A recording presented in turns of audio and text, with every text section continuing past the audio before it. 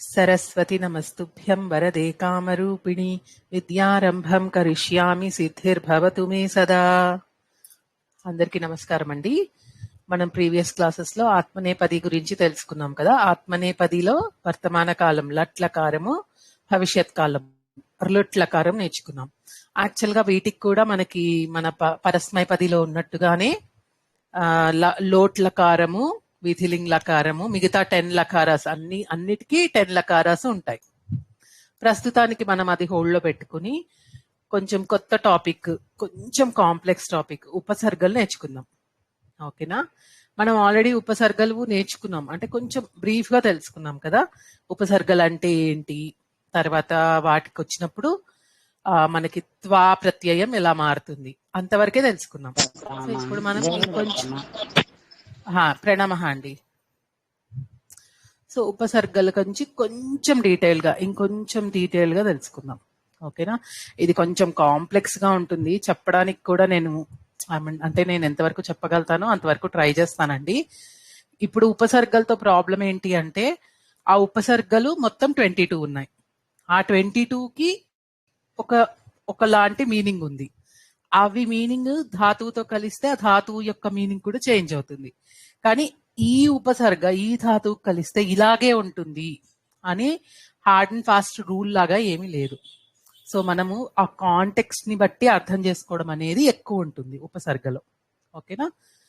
ఎన్ని తెలిస్తే అన్ని తెలుసుకోవడం, ఎంత అర్థం చేసుకోగలితే అంత అర్థం చేసుకోవడం. బట్ ఎక్కువ శాతం ఏంటి అంటే ఇక కాంటెక్స్చువల్ గా మారుతూ ఉంటుంది. ఓకేనా? ఇక్కడ అప అనే ఉపసర్గ తీసుకున్నాము, అది గచ్చతికి చేర్చితే ఒక మీనింగ్ వస్తుంది, అదే వదతికి చేరిస్తే ఇంకొక మీనింగ్ వస్తుంది. ఈ రెండు మీనింగ్స్ సేమ్ లా ఉంటాయి అనేది, ఇది అప ఉపసర్గే కదా, ఇదిలా మారింది అని అనడానికి ఉండదు అన్నమాట. సో అది మనము మన జడ్జ్మెంట్ కే వదిలేసుకోవాలి. సో కొంచెం కాన్సన్ట్రేట్ చేసి చదువుతుంటే దాన్ని ఎలా అర్థం చేసుకోవాలి అన్నది మనకే ఐడియా వస్తూ ఉంటుంది. ఓకేనా? సో ఇందాక చెప్పినట్టుగా మనకి 22 ఉపసర్గలు ఉన్నాయి. ఉపసర్గ అంటే మనం ఏమనుకున్నాము, ఒక ధాతువుకి ముందర చేరేదాన్ని ఉపసర్గ అంటారు, వెనకాల చేరిస్తే దాన్ని ప్రత్యయం అంటారు. సో ఇప్పటిదాకా మనం ఏమేమి నేర్చుకున్నాము, ప్రాతిపదికలు నేర్చుకున్నాం. ప్రాతిపదిక అంటే ఏంటండి, ఎవరన్నా చెప్తారా?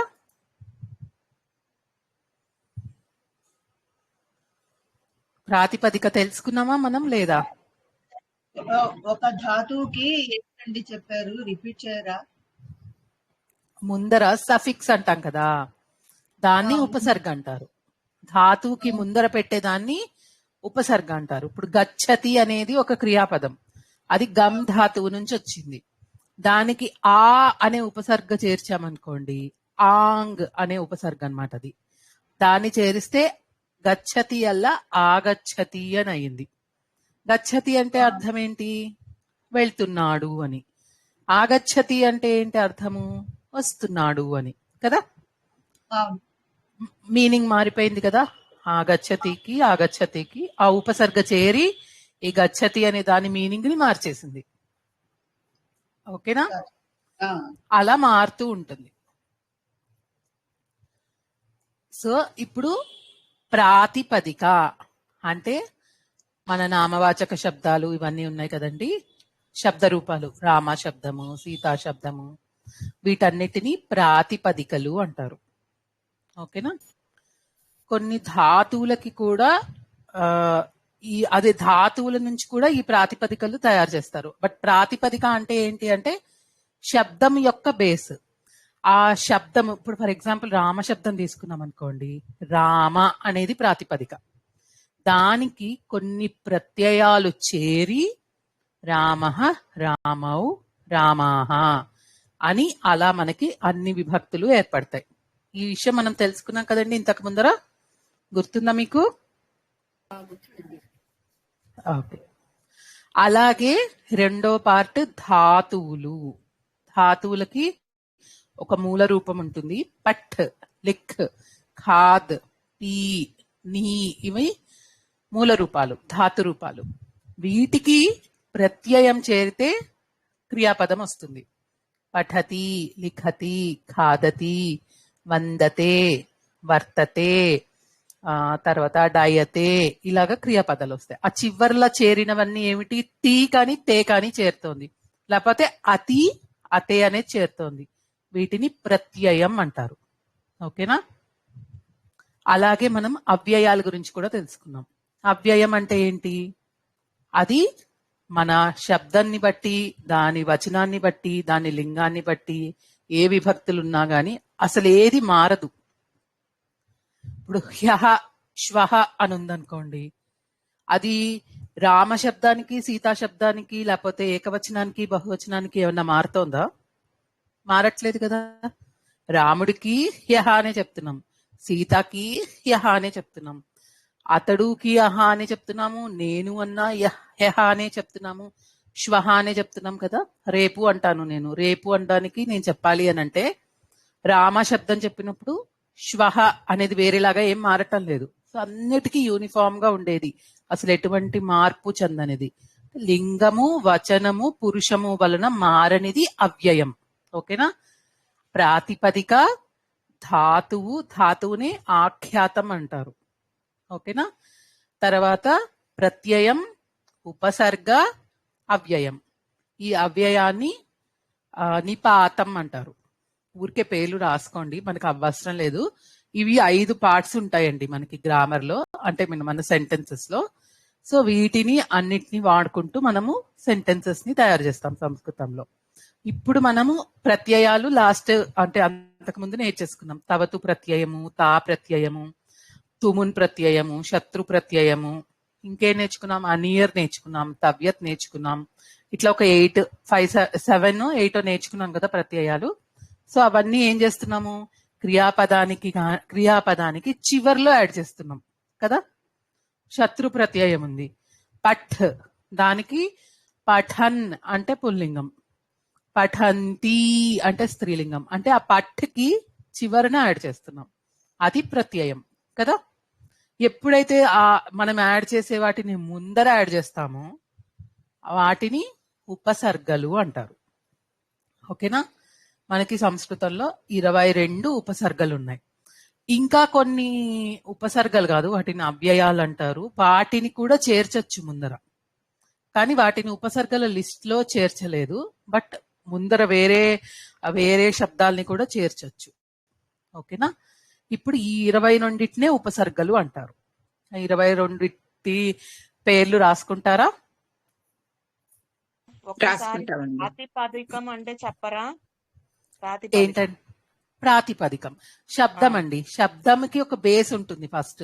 ఇప్పుడు రామ అని రాకముందరే మీకు రామ అనేది శబ్దం, సీత అనేది శబ్దం, దాన్ని ప్రాతిపదిక అంటారు. ఓకేనా? ఆ మూల ధాతువు లాగానే శబ్దానికి మూల రూపం అన్నమాట. ఇప్పుడు మనం ధాతువు అంటే క్రియాపదం అనుకున్నాం. ఓకే, శబ్దము అనే దాన్ని ఏంటి? నామవాచకం గాని సర్వనామం గాని వీటిని శబ్దాలు అంటున్నాం. మనం అలాగే చెప్తున్నాం కదా, రామ శబ్దము, సీత శబ్దము, పుస్తకము ఒక శబ్దము, ఇట్లా చెప్పుకుంటున్నాం. సో వీటికి బేసిక్ గా బేస్ లైన్ ఉండేదేమో ప్రాతిపదిక. మనకి ప్రాతిపదికల నుంచి విభక్తులు ఏర్పడుతున్నాయి. ప్రాతిపదికలకు ప్రత్యయాలు చేర్చగా మీకు విభక్తులు ఏర్పడుతున్నాయి. ఆ విభక్తుల వలన మనకేమొస్తుంది? రాముడు అంటే ఎలా చెప్పాలి, రాముడిని అంటే ఎలా చెప్పాలి, రాముడితో అంటే ఎలా చెప్పాలి అలాంటివి తెలుస్తున్నాయి కదా. మనకి ఇంగ్లీష్ లో గాని తెలుగులో గాని అయితే చివర్లో ఒక వర్డ్ ని యాడ్ చేసేస్తున్నాము. అంటే సెపరేట్ గా రాముడిని, రాముడితో అలా ఒక అక్షరం గాని 2 అక్షరం, రాముడి నుండి అని అంటే ఇంకొక పదం సెపరేట్ గా యాడ్ చేసేస్తున్నాం. మనకి ఇక్కడ సంస్కృతంలో ఏంటి అని అంటే రూల్స్, ప్రత్యయాలు యాడ్ అయ్యి వాటి మీద కొన్ని వెనకాల ఫార్ములాస్ రన్ అయ్యి మనకి ఆ శబ్దానికే అటాచ్ అయ్యి వస్తున్నాయి. అంటే రాముడు నుండి అని 2 పదాలు యాడ్ చేయకుండా రామాత్ అంటాం. అంటే ఒకే దాంట్లో ఇంటిగ్రేట్ అయిపోయి ఉన్నాయి అన్నమాట. అవి మనకి విభక్తులు ఏర్పడుతున్నాయి. అవి ప్రత్యయాలు. మనకి 3 ప్రత్యయాలు అంటే ఏకవచనానికి, ద్వివచనానికి, బహువచనానికి, ప్రతి విభక్తికి ఇలా 3 × 8 24 ప్రత్యయాలు ఉంటాయి సెపరేట్ గా. ఇవన్నీ యాక్ట్ అయిన తర్వాత మనకు ఆ విభక్తి టేబుల్ అనేది ఫామ్ అవుతుంది. ఓకేనా? అర్థమైందండి. Thank you. సేమ్ అలాగే ధాతువులకు కూడా ఉంటుందండి. అవి కూడా ప్రత్యయాలే. అవి మనకేంటి? ప్రథమ పురుష, మధ్యమ పురుష, ఉత్తమ పురుష, ఏకవచనం, బహువచనం, ఏకవచనం, ద్వివచనం, బహువచనం, వీటన్నిటికీ మనకి క్రియాపదాలను ఇస్తాయి అన్నమాట. ఓకే, పఠతి, పఠతః, పఠంతి, పఠసి, పఠథః, పఠథ, పఠామి, పఠావహ, పఠామా, అన్ని పట్టు మీదనే వర్క్ అవుతున్నాయి. చివరికి చేరి మనకి ఈ 27 ఇలా 1 2 3 9 చప్పున డిఫరెంట్ లకారాలకి డిఫరెంట్ గా 9 చప్పున వస్తాయి. అర్థమవుతుందా అండి? ఏమన్నా కన్ఫ్యూజన్ ఉందా? లేదండి, అర్థమవుతుంది. సువర్ణ గారు మీరు ఏమన్నా అడగాల? అదేనండి, అవును అడగాలండి. కొన్ని వర్డ్స్ హ్యహ స్వహ వాటిని అవ్యయం చేంజ్ అవ్వవు అని చెప్పారు. లింగం గాని వేటి వలన కూడా వాటిని ఏమంటారో ఏదో చెప్పారు. అవ్యయం అంటారండి. అవ్యయం, అవ్యయమేనా? వాటినే అలా చేంజ్ అవ్వని వాటిని అవ్యయాలు అంటారు. ఇప్పుడు రాముడు సీత అనేది ఉందనుకోండి, రాముడు కృష్ణుడు సీత అనేది ఏకవచన ప్రథమ విభక్తి అయితే ఒకలా మారుతుంది, ద్వితీయ విభక్తి అయితే ఒక మారుతుంది, అలా మారుతుంది కదా. రేపు అనాలి, రేపటికి, రేపటిని, రేపటి కోసం, రేపటి నుండి, అలా మనం వాడము, రేపు అనే వాడతాం. సో అవి మారవన్నమాట అవ్యయాలు, అలాగే స్టాండర్డ్ గా ఉంటాయి. ఓకేనా? అవి ఈ వచనాల్ని బట్టి నేను ఇప్పుడు 10 మంది చేస్తున్నా రేపు ఒకటే, రేపు చేస్తారనే చెప్తాను, ఈ ఒక్కడు చేసినా రేపు చేస్తాడని చెప్తాను, అంతేనా? అవి మారవు. అలాంటివి ఇక్కడ అక్కడ అన్ని చోట్ల ఇలాంటివి అవ్యయాలు అన్నమాట. ఈ వీటికి లింగము, వచనము, పురుషము భేదం ఉండదు, అన్నిటికీ ఒకటే స్టాండర్డ్ గా ఉంటుంది. అలాంటివి కూడా చాలా ఉన్నాయి, పెద్ద లిస్ట్ ఉంది. సో కొన్ని పదాలు తీసుకుంటూ మనం చిన్నగా వేరేవి ప్రాక్టీస్ చేద్దాం. మనం అప్పుడు యథా తథా చేసాము, యథా తథా చేసాము, యది తర్హి చేసాము, చేత్ నో చేత్ చేసాము. ఇవన్నిటికి కూడా అవ్యయాలనే పేరు. అవి కూడా మారవు అనమాట. లింగము, వచనము, తర్వాత పురుషము బట్టి మారవు, అన్నిటికీ సేమ్ ఉంటుంది. ఓకేనా?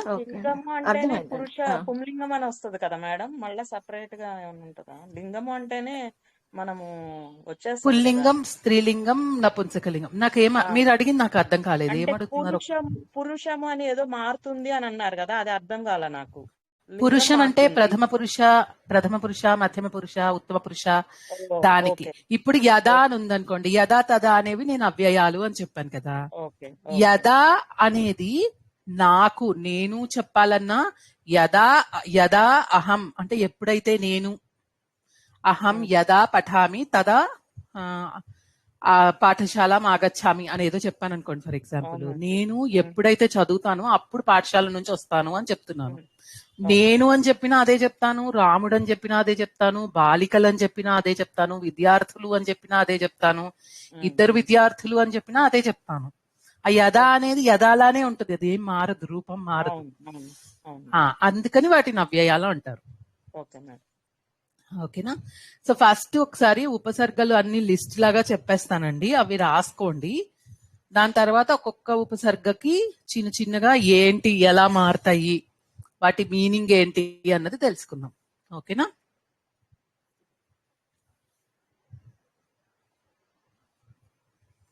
ఫస్ట్ అతి. అతి అనేది ఒక ఉపసర్గ.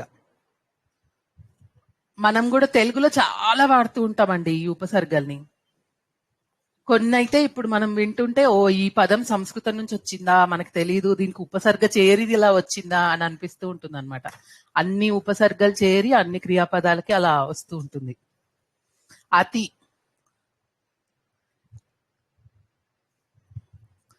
అతి అంటే కొంచెం ఎక్కువ చేయడం. మనకు తెలుగులో అత్యాహారం కాదు, అద్యాహారం, అది వేరేది. అతిశయమా? అతిశయం. అతిశయం అంటే చూడంగానే స్టన్ అయిపోవడం అలా ఉంటుంది కదా, అలా. అతిగా అంటే ఎక్కువ ఉండడం అనమాట. అతి అత్యాహారం అవుతుంది కదా, అంటే అతి కదా అప్పుడు. ఆహారం, అత్యాహారం, అత్యావశ్యకంగా చేయకంటూ ఉంటామండి ఎక్కువగా. అత్యావశ్యకం, అవును. అత్యవశ్యకం. అత్యద్భుతం. అత్యద్భుతం. మళ్ళీ ఇక్కడ సందులు కూడా జరుగుతున్నాయి. అతి ప్లస్ అదే. అద్భుతం, అలా అన్ని కలిపి మొత్తం మనకి క్రియ పదం మారుతుంది. ఇవి ఉపసర్గలు అనేవి ఏంటి అని అంటే ధాతువుల ముందు పెట్టే వాటిని ఉపసర్గలు అంటారు. వీటిని ఇప్పుడు చెప్పే ఈ 22 కూడా మనం ప్రాతిపదిక కూడా పెట్టొచ్చు. ఓకేనా? ప్రాతిపదిక అంటే నెక్స్ట్ వచ్చేది ప్రిఫిక్స్. ప్రాతిపదిక అంటే ప్రిఫిక్స్ కాదండి, స్టార్టింగ్ ధాతు కాదు. ప్రాతిపదిక మేడం, అంటే అత్యుత్సాహం. ఉత్సాహం అనే దానికి అత్యుత్సాహం. ఓకే.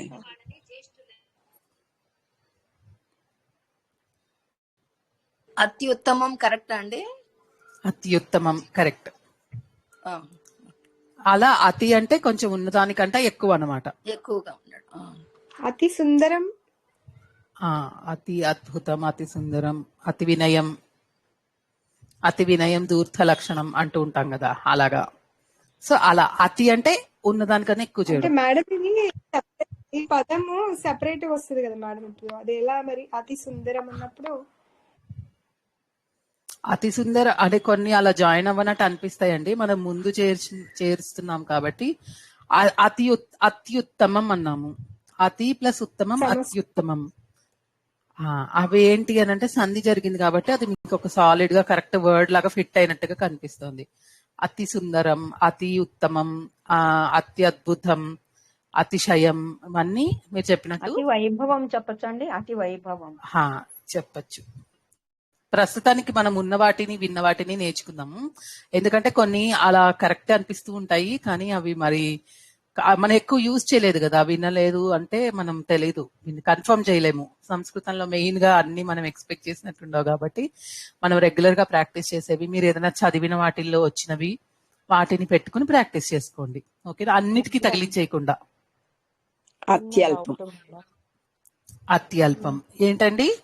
చిన్న డౌట్ మేడం, అంటే ఉపసర్గలు యాడ్ చేస్తే వర్డ్ యాక్చువల్ మీనింగ్ చేంజ్ అవుతుంది. గచ్చతి, ఆగచ్చతి, అట్లా అన్ని ఉపసర్గలకి చేంజ్ అవదా ఎట్లా?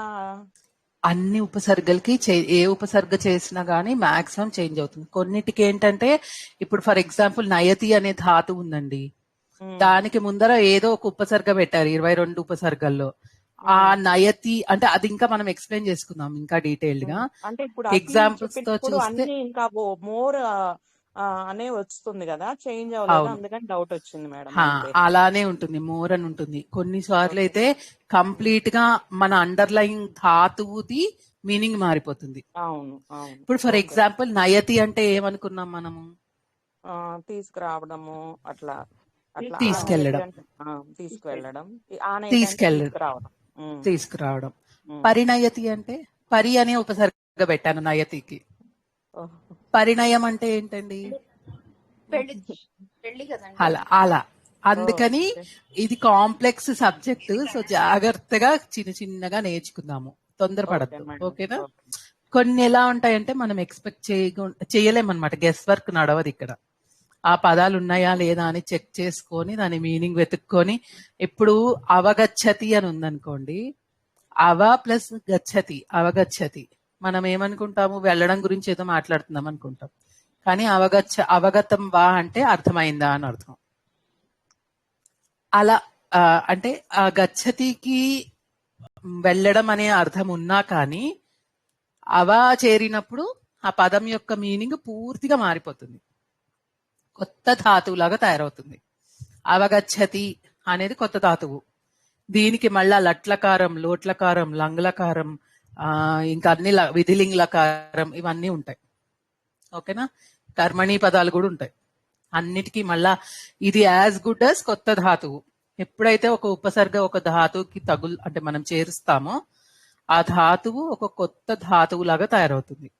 దాని మీనింగ్ ఎలా ఉంటుంది అనేది మనం ఈ ధాతువుకి ఈ ఉపసర్గ చేర్చాం కాబట్టి, సారీ, గచ్చతి అనేది వెళ్ళడం, కదలడం అనే దాని మీద ఉంటుంది కాబట్టి దానికి చేర్చిన ప్రతి ఉపసర్గకి ఆ వెళ్ళడం అనే మీనింగే వస్తుంది అని మనం అస్యూమ్ చేసుకోలేము. ఓకేనా? ఇక్కడ దాకా అర్థమైందా? ఎప్పుడైతే మనం డౌట్ ఉపసర్గ ఉందండి, ఒక డౌట్ ఉందండి. చెప్పండి ఇప్పుడు చెప్పండి. గచ్చతి అంటే వెళ్ళడం, ఆగచ్చతి అంటే రావడం. ఇప్పుడు ఆ అన్నది ఉపసర్గ అంటున్నారు కదా మీరు. అయితే పూర్తిగా దాని ఇప్పుడు గచ్చతికి ప్రాపర్ మీనింగే వెళ్ళడము, ఆగచ్చతికి ప్రాపర్ మీనింగ్ రావడం. ఇప్పుడు ఆ అనే దాన్ని మీరు ఉపసర్గ అని అంటున్నారండి? కరెక్ట్ అండి, అవును.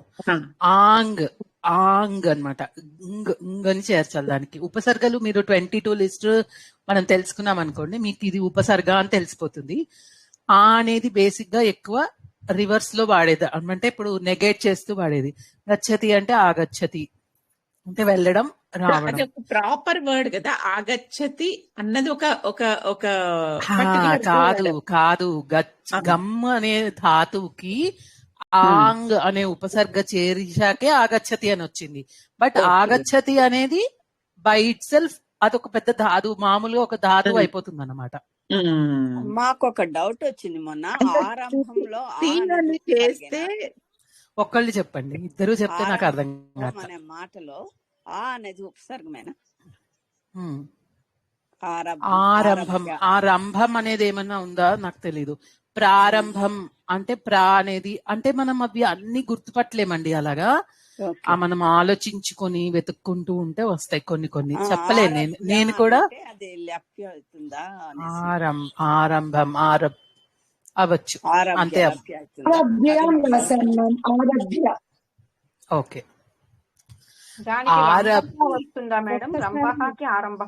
ఒక్కసారి మేడం ఏదో చెప్తున్నారు. అదే ఇప్పుడు మనం ధాతువులకి ఉపసర్గలు నేర్చుకుంటున్నాం, అంతే కదా? అంతే. ఈ రోజు ధాతువులు, మనకి తెలిసిన ధాతువులకి ఉపసర్గలు పెడదామండి. కొత్త అంతే. మనకున్న ధాతువులు ఏవో వాటికి ఉపసర్గ చేరితే ఎలా మారుతుంది, అది ఈ రోజు క్లాస్. ఓకేనా? కరెక్ట్ గా చెప్పారండి. అయితే గమ్ అన్న ధాతువుకి మనం తీయని చేరిస్తే గచ్చతి, తీయని ప్రత్యయం చేరిస్తే గచ్చతి అయింది. అయిన తర్వాత దానికి ఆ అన్న ఉపసర్గ చేరిస్తే ఆ గచ్చతి అయింది. అప్పుడు మీనింగ్ మారిపోయింది అనమాట. అంతే, ఉపసర్గ చేరింది కాబట్టి దానికి మీనింగ్ మారిపోయింది. ఓకే అండి, ఓకేనా? ఓకే అండి. అది రెండోది. ఫస్ట్ మీరు ఒక 5-6 ఉపసర్గలు రాసేసుకోండి. ఆ 5-6 కి సంబంధించినవి కొన్ని మనకు తెలిసిన క్రియాపదాల్లో మనం వాడేవి, తెలుగులో వాడేవి, వాటిని కొంచెం డిస్కస్ చేసుకుందాం. నెక్స్ట్ క్లాస్ లో మళ్ళీ ఇంకొక 5 or 10 అలా రాసుకుందాం. అంటే మీకు కాన్సెప్ట్ అర్థమవుతుంది. అంటే ఎన్ని కంప్లీట్ చేస్తామో అన్ని చేద్దాము. 5 అంటే 5 అనే కాదు, బట్ ఫస్ట్ 5 తీసుకుని వాటిని అర్థం చేసుకుని మళ్ళీ ఇంకో దానికి వెళ్దాం. ఓకేనా? ముందు 22 నోట్ చేసేసుకుంటాం మ్యామ్, ఒకసారి చెప్పేయండి. ఏ రోజు 5 ఆ రోజు చెప్తారు, ఒక బుక్ లో ఒక దగ్గర ఉండిపోతుంది. ఓకే అండి. అధి అంటే అధికంగా అన్నమాట. ఇప్పుడు మనం అధికారి అంటాం, అధికరోతి అంటాం, అంటే ఎక్కువగా చేయడం అన్నమాట. అటైన్ చేయడానికి కూడా అధి అనేది వాడతాం. అధితిష్ఠతి,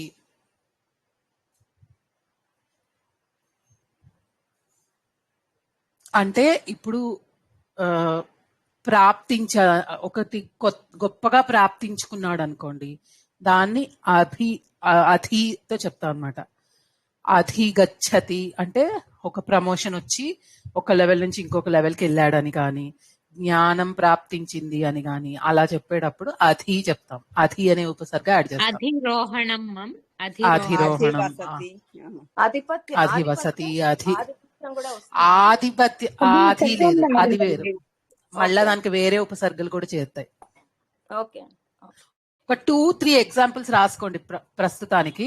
తర్వాత మళ్ళా మనము ఒక ప్రాక్టీస్ క్లాస్ లాగా పెట్టుకుని అన్ని ఎక్కువ నేర్చుకుందాం ఒకేసారి. అంటే అది అర్థం కాకుండా ఒక స్టేట్ ఆఫ్ కన్ఫ్యూజన్ లోకి వెళ్ళిపోతారు. ఓన్లీ 2 చెప్పండి, 2 ఎగ్జాంపుల్స్ ఫర్ ఈచ్ ఉపసర్గ. తర్వాత మనం డీటెయిల్డ్ గా వెళ్దాం. ఓకేనా?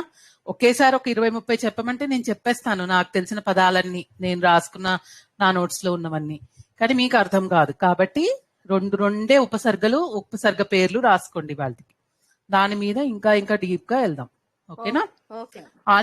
అను అంటే అనుసరించి వెళ్ళడం, అనుసరించి చేయడం అలా అన్నమాట. అనుసరించడం అని వస్తుంది. లేకపోతే వెంట వెళ్ళడం, వెనక అంటే వెళ్ళడం గురించి చెప్తున్నాను, నేను గచ్చతి గురించి చెప్తున్నాను. అలా కాకుండా అనుసరతి, అనుభవతి. అనుకరణ అని కూడా. ఒక్కసారి వినండి. ఇప్పుడు మనం ఏమనుకున్నామంటే మనం ఈ ఉపసర్గల్ని ధాతువుల ముందు మాత్రమే పెడదాం ఇవాల్టికి, ఈ క్లాస్ కి. ఓకేనా? సో మీరు ఏం చెప్పినా ధాతువు ముందు చెప్పండి. అనుభవతి అన్నారు అనుకోండి, భవతికి ముందు అను చెప్పినట్టు. అనుభవం అనేసారు అనుకోండి, అవి వేరే ఆ ధాతు రూపాలు మారిపోయి వాటికి వేరే ప్రత్యయాలు అవన్నీ పెడితే అవన్నీ వస్తుంది. కాబట్టి అవి మనకు అన్ని తెలియదు, మనం అన్ని నేర్చుకోం కూడా. కాబట్టి ఇక్కడ మనం అనుభవతి, అనుగచ్చతి, అనుసరతి, ఇలా అనునయతి ఇలాగా మనం వాడుకుంటాం అన్నమాట. ఓకేనా? అనుగచ్చతి అంటే అనుసరించి వెళ్ళడం, అనువదతి రిపీట్ చేయడం. ఓకేనా? అను అంటే వెనకాల చేయడం. మనం అదిగో అనుసరించి వెళ్తున్నాడు అని అంటూ ఉంటాం కదా, అలాగే తెలుగులో లాగే ఇక్కడ కూడా వెంట వెళ్ళడం, వెనకాల వెళ్ళడం, అలా ఫాలో అవ్వడం. అనునయతి అంటే ఒప్పించడం.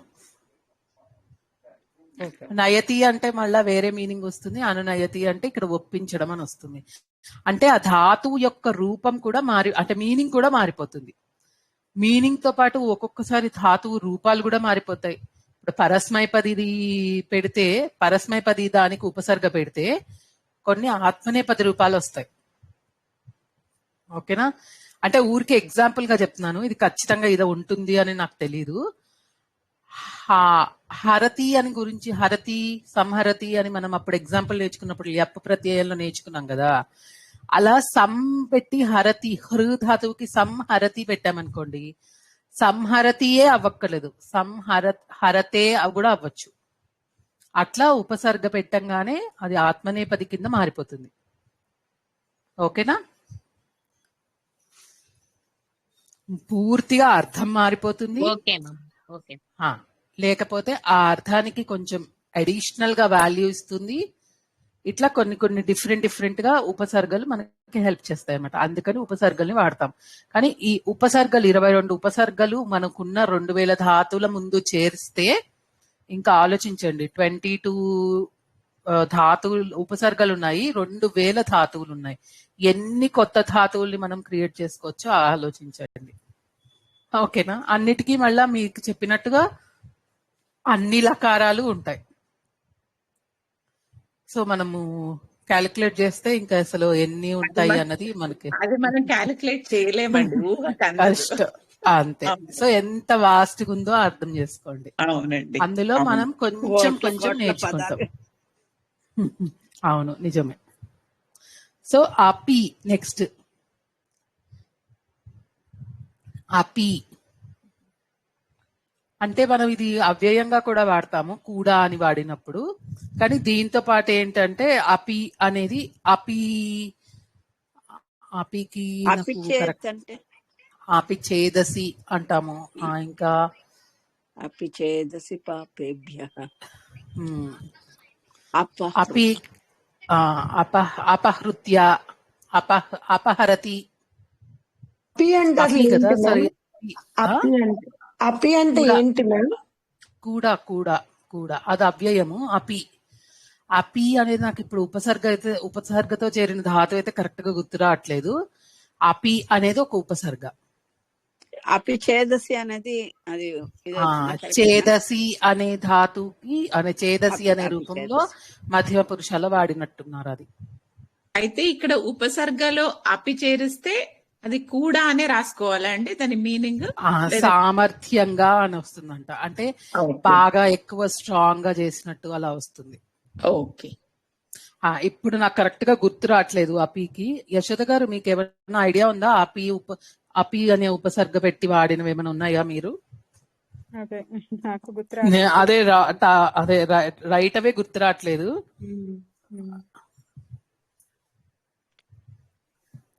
అప అనేది కూడా ఒకటి. అప అంటే దూరంగా వెళ్ళడం, లేకపోతే దూరంగా పంపించేయడం, దూరంగా. అపహరతి అంటే దొంగలించడం. హరతి అనేది హృ ధాతువు, దాని మీద అపా పెడితే ఏమైంది? అపహరతి అయింది, అపహరించాడు అని అయింది. అపకీర్తి అని కూడా అనొచ్చా మ్యామ్? అపకీర్తి కరెక్ట్. అపకృత్య అన్న అపహరతి అన్న ఒకటేనా మేడం? అంటే అది కలిపేసినప్పుడు వస్తుంది కదా. అపహృత్య అంటే లెప్పు ప్రత్యయం అవుతుంది. కరెక్ట్. అపి ఇప్పుడు తక్కువ ఉంది. అప అంటే ఇప్పుడు అప అనేది కూడా ఒక ఉపసర్గ అండి అయితే ఇప్పుడు. అవునండి. అపవాదం అంటాను చూడండి. అపవదతి అంటే కొంచెం నెగటివ్ గా మాట్లాడడం, అలా ఏమన్నా అలా మీనింగ్ వస్తుంది. అంటే అసలు అప అంటే మీనింగ్ ఏమొస్తుంది? అప అంటే అపస్మృతి. ఓకే, దూరంగా తొలగించడం అనే మీనింగ్ వస్తుందండి. దూరంగా తీసుకెళ్లడం లేకపోతే తొలగించడం అనే మీనింగ్ వస్తుంది. అప్పి అప్ప రెండు వేరు వేరు అంటారా మామ్? అవునండి, రెండు వేరే.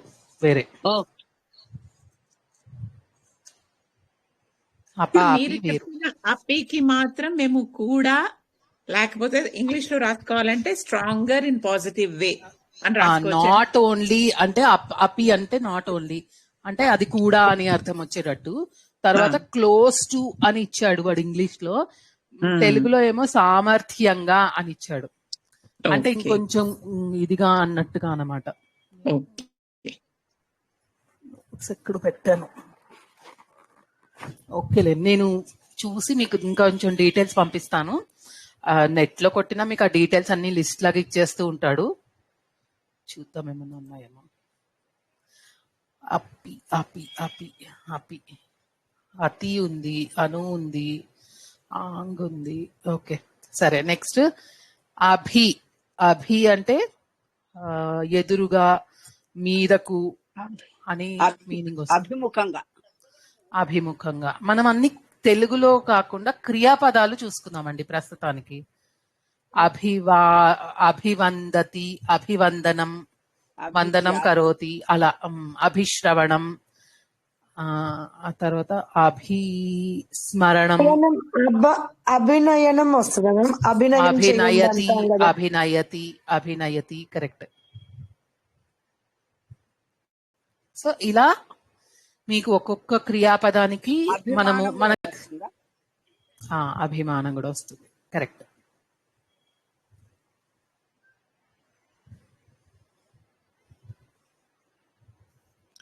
తర్వాత అవ అంటే అవగతం అన్నాం కదా ఇందాక. అవగచ్చతి, అవరోహణం. అదే మీరు క్రియాపదాలు చెప్పండి, ఎంతసేపు ధాతువులు చెప్పండి.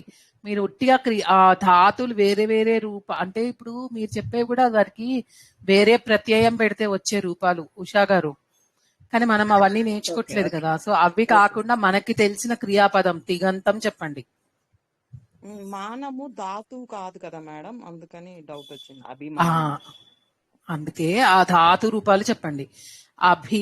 ఇప్పుడేంటి నేనేం చెప్పా? అవగచ్చతి చెప్పాను. ఆ తర్వాత ఇంకేముంటది?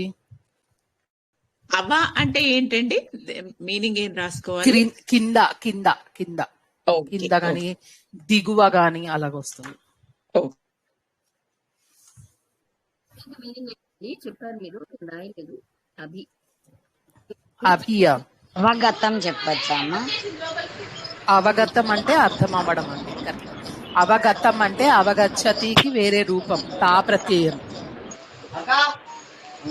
అభి అంటే వస్తుంది. నోట్లో పెట్టుకోరా మీరు, వెనకాల మీకు చాలా డిస్టర్బెన్స్ వస్తుంది. అభి అంటే ఎదురుగా అండి, లేకపోతే మీదకు రావడం, లేకపోతే మీదకి, ఆ వైపుగా అనే అర్థాలు వస్తాయి. సరేనా? ఆంగ్ నెక్స్ట్. అవా తర్వాత ఆంగ్ అంటే ఇది అనేది అనమాట అర్థం. అంటే దగ్గరగా, సమీపంగా అనే అర్థాలు కూడా వస్తాయి. మనకి గచ్చతికి నయతికి రివర్స్ చేస్తున్నాయి. ఆగచ్చతి, ఆనయతి.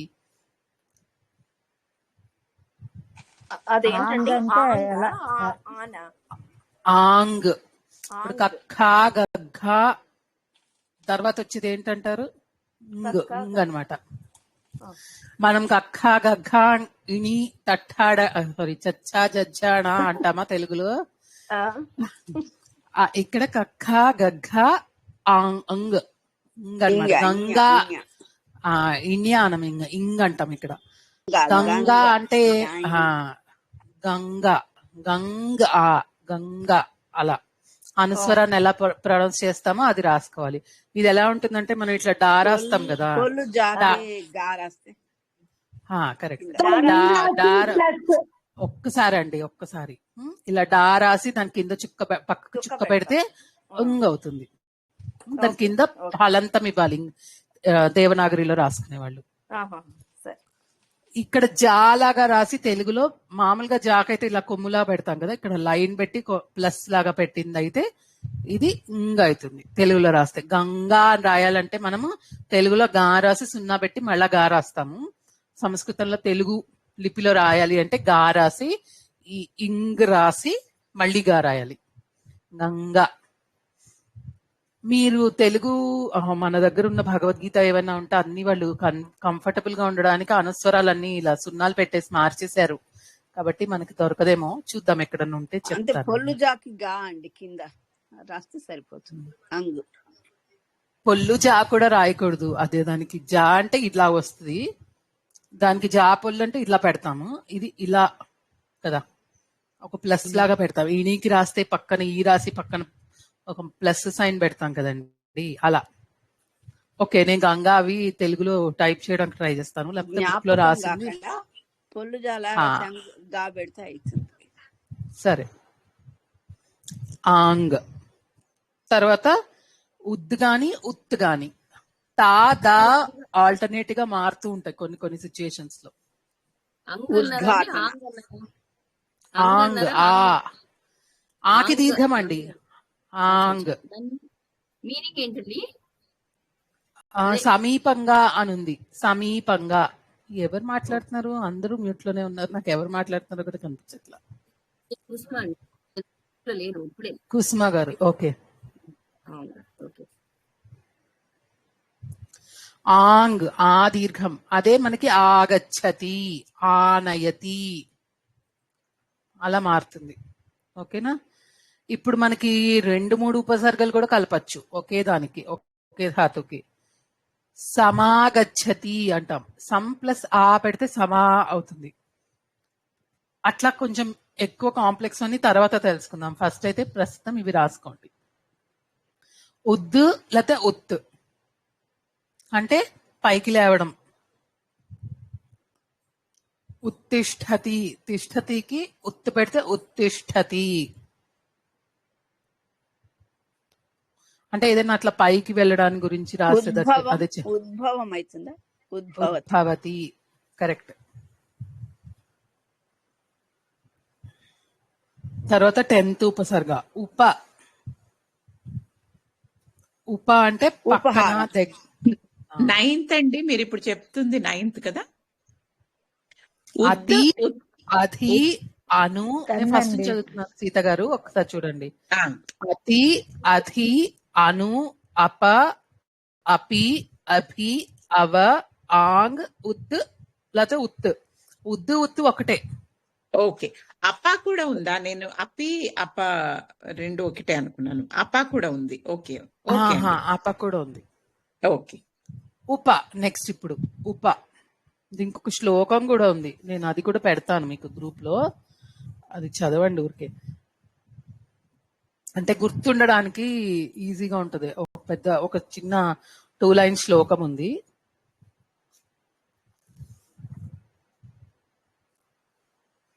ఉప. ఉప అంటే దగ్గర. ఉపనయనం దీనికి అంటే ఉపవాసం. ఉపనయతి, ఉపవాసం అంటే ఉపసంహారం. ఉపసంహారం. కరెక్ట్. ఉపకారం. ఉపసంహరతి, ఉపనయతి, ఉపవాసం. కరెక్ట్. ఇవన్నీ ఉప అంటే దగ్గరగా కూర్చుని. ఉపనిషత్తు కూడా అందులోంచి వచ్చిందే. దగ్గరగా కూర్చుని, గురువుకి దగ్గరగా కూర్చుని నేర్చుకునే వాటిని ఉపనిషత్తులు అంటున్నారు. ఓకేనా? 11th దుస్. దుస్ అంటే చెడుది, దుష్టమైన, ప్రతికూలమైన. దుస్సరతి, దుస్సాహసం, దుస్సాహసం, దుస్వప్నం. ఇవి మనం జస్ట్ తెలుగులో వాడేవి. నేను ఎక్కువ ఫోకస్ క్రియాపదాల్లో చూస్తున్నానండి. మనం ధాతువుల్ని వాడుకునేడానికి వీళ్ళు చూస్తున్నాం. మీరు చెప్పింది తప్పు కాదు, కరెక్టే. అవి కూడా అలాగే ఉంటాయి. అవి ఉంటాయి. వాటితో పాటు మనకి ధాతువులు దొరికాయి అంటే కొంచెం ఈజీగా సెంటెన్సెస్ లో పెట్టుకోవడానికి వీలుగా మీరు చెప్పిన వర్డ్ చెప్పండి ఒకసారి. దుష్ప్రభావం, మీరు చెప్పిన వర్డ్. దుస్సరతి. దుస్సరతి. సరతి అంటే ఏమో గుర్తు రావట్లేదు, కానీ వర్డ్ అయితే ఉంది, దుస్సరతి. దుర్మార్గం చెప్పచ్చా అండి? అది దుర్కి. దుస్సు తర్వాత దుర్ కూడా ఉంది ఉపసర్గ. ఓకే, ఇవి అన్ని రాసేసుకో. దుస్సందేహం, సందేహం ఏమో. దుర్ అన్నా కూడా అంతే, చెడుగా ప్రతికూలంగా, ఇవి నెగిటివ్ గా వస్తుంది. దురభిమానం, దుర్భరం, దురభిమానం, ఇంకట్లా అదే నేను క్రియాపదాల గురించి చూస్తున్నాను, మీరు మిగతావి చెప్తున్నారు. నీ నీ అనేది ఒక ఉపసర్గ, కింద లోపల అని వస్తుంది. నిగచ్చతి, ఇంకా కింద లోపల అని వస్తుంది. లోపల ఉంటే దానికి పెడతాం, మన ధాతువుకి పెడితే దాన్ని ఇలా అన్ని ధాతువులకి అన్ని ఉపసర్గలు వాడదామని ఏమి ఉండదండి. ఆ మ్యాచ్ అయ్యేటట్టుగా కొన్ని కొన్ని ఉపసర్గలు వాడచ్చు, కొన్నిటికి సూట్ అవ్వవు. అలాంటివి కూడా చూసుకోవాలి. మళ్ళా అది మనకి ఇప్పుడు ఊరికే క్లాస్ చెప్పుకుంటే రాదు, చదువుతూ ఉంటేనే రావాలి. అందుకే నేను ఫస్టే చెప్పా కొంచెం కాంప్లెక్స్ గా ఉంటుంది ఈ టాపిక్ అని.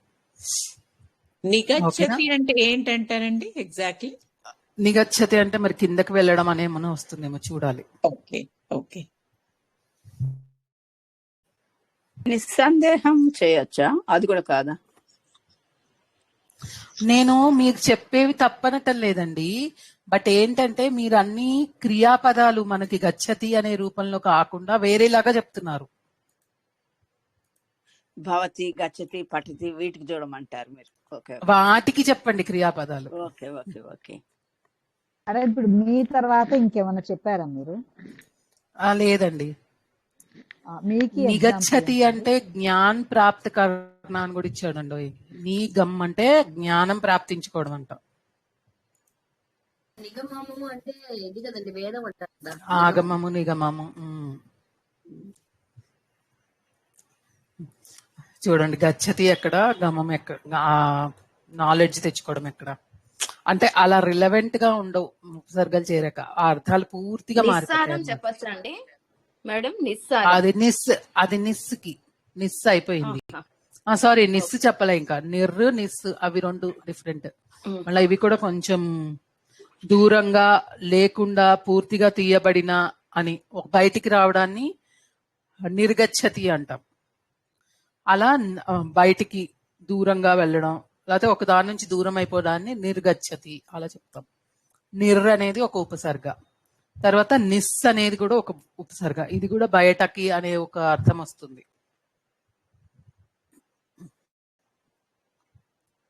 ఇక్కడ మీరు చెప్పిన నిస్సందేహంగా అనేది కూడా వస్తుంది.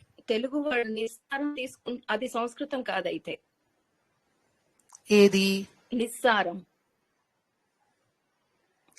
అది సారం అనేది తెలుగు, మనకి సంస్కృత పదం అయ్యి దానికి ముందర ఉపసర్గ నిస్సారం అనే అవ్వచ్చు, కానీ నేను క్రియాపదాలు ఒక్కటే చూస్తున్నానండి, అంతకన్నా దానికి సెట్ కాదు. ప్రస్తుతం మనకి నిర్గచ్చతి చెప్పరా మేడం ఒకసారి? నిర్గచ్చతి అంటే బయటికి రావడం. ఇప్పుడు కుండలో చిల్లు పడితే నీళ్లు బయటకు వస్తున్నాయి అనుకోండి, ఘటే జలం నిర్గచ్చతి. ఘటం నుండి, ఘటాత్. అనుకోకుండా ఆ 13 నుంచి మీ తర్వాత ఏమేమి చెప్పారు అంటే అన్ని చెప్తుంటే కన్ఫ్యూజన్ గా రాసుకోవడం కావలేదు. ఒకసారి నీ అంటే కిందకి లోపల అని తగ్గించి అని అర్థం వస్తుందండి. అంటే దూరంగా, లేకుండా, పూర్తిగా తీసేయబడ్డం అనేది నిర్గచ్చతి అనేది ఊరికి ఎగ్జాంపుల్ గా రాసుకోండి. నిస్ కూడా బయటికి రావడం, లేకపోతే అన్నింటిలో అనే ఒక మీనింగ్ ఉంది.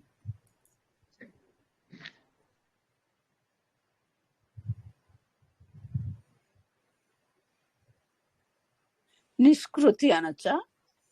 ఉమ్. కాదు, నీలో వస్తుంది అది. అవును. కాదు. కృతి నిష్కృతి నిష్లో వస్తుంది. ఏమన్నా ఉంటే. నిష్కారణం అని ఉందనుకోండి, నిస్ ప్లస్ కారణం నిష్కారణం అవుతుంది. అదే అంటే కారణం లేకుండా అని మ్యామ్, నిష్కారణంగా. మేడం మళ్ళా ఇప్పుడు అదిగో ఇషా అండి సరస్వతి సరస్వతి. అప్పుడు నిస్ ప్లస్ కారణం నిష్కారణం అయిద్దా, నిష్కారణం అయిద్దా? అక్కడ మళ్ళీ సంధి జరుగుతుంది. నిష్కారణం కలిస్తే నిష్కారణం అయిద్దా? కరెక్ట్. నిర్ధనం వస్తుందా? నిర్లజ్జతే వస్తుందండి. వస్తుంది, కరెక్ట్. నిర్లజ్జతే కరెక్ట్. నిర్ అయిపోయా 15 అయ్యాయి. నిస్ అయితే 15 అయ్యాయి. అందరు రాసుకున్నారా? నెక్స్ట్ పరా. పరా అంటే దూరంగా, ఆపోజిట్ లో. పరాజయతి, పరాభవతి. ఇంకా చాలా చెప్పచ్చు. పరాభవతి అంటే అవమానం పరాజయం చెప్పచ్చా మ్యామ్? పరాజయం చెప్పచ్చు. పరాగతం పరాగతం లేదు, తెలీదు. పరాక్రమం కరెక్ట్. పరస్పరం చెప్పచ్చా అండి? పరస్పరం. పరా కాదు, పరస్పరం రాదు. రాకి మీకు దీర్ఘం రావట్లేదు. పరాత్పర. ఓకే, మీరు ఫోకస్ క్రియాపదాలు మీరు చేయటం లేదు, మామూలు పదాలు చెప్పేస్తున్నారు. నాకు అలా వద్దు. పరాగచ్చతి వచ్చిందండి, అంటే దూరంగా వెళ్ళదు. మనం ఇప్పుడు ఏమనుకున్నాం? పరాజయతి, పరాభవతి. ఆ రెండు రాసుకోండి. చెప్తారండి? దూరంగా అని గాని, ఆపోజిట్ లో అని గాని, రివర్స్ అని గాని. అంటే ఆపోజిట్ అన్న రివర్స్ అన్న ఒకటే కదా. పరా అంటే జయతికి ఆపోజిట్ గా పరాజయతి, గెలవడం, ఓడడం. పరాభవతి అంటే ఉండడం, భవతి అంటే ఉండడం, పరాభవం అంటే వేరే మళ్ళా మీనింగ్, ఇన్సల్ట్ అనేది వస్తుంది. సో అది కొంచెం అలా కూడా అనొచ్చండి. పరామోదతే మేబీ. పరా అంటే ఫారవే అని చెప్పారు కదండి, దూరంగా అని. పరా అంటే దూరంగా అని. అంటే ఇప్పుడు ఆ ఉపసర్గకి ఇండివిజువల్ మీనింగ్ కూడా మీకు ఇప్పుడు దూరంగా ఉంది అని అంటే ఆపోజిట్ లో ఉంది అని కూడా తీసుకుంటాం కదా. అంటే దూరంగా ఎక్కడో ఉంది అన్న టైప్ లో ఆ మీనింగ్ అలా వస్తుంది. కొన్ని ఇంకా ఇట్లానే ఉంటుంది అనేది చెప్పడం కష్టం అండి. కొంచెం ఇప్పుడు మీనింగ్ మనకి అంత చెప్పలేము సార్ కూడా. మనకి ఆ క్రియగా అది పెడితే మీనింగ్ ఎలా మారుతుంది అన్నదే మనం నేర్చుకున్నాం కదా యాక్చువల్ గా. ఒక్కొక్క అంటే ఉపసర్గ మీనింగ్ తో కూడా మనకి ఇప్పుడు ఉపయోగం ఏముంటుంది ధాతువుకు పెడుతున్నప్పుడు? అదే ఫస్ట్ మనకి ఆ మీనింగ్ అంటే కొన్ని గెస్ చేయొచ్చు, కొన్ని అన్నిటికీ అయితే గెస్ చేయడం కష్టం. అవును, అది ఎందుకంటే ఉపసర్గ పెట్టడం వల్ల దాని మీనింగ్ మారిపోతుంది. దానికంటే ఒక మీనింగ్ ఉంటుందా అంటే ఉండొచ్చు, కానీ ఇప్పుడు మనకి అది అవుట్ ఆఫ్ సిలబస్ అనుకుంటున్నాను నేను. సరే, ఇంకా ఎలాగో 5 or 6 ఉన్నాయి కదా అన్నట్టు చెప్పేస్తా. పరి అంటే చుట్టూ అనేది మీనింగ్ వస్తుంది.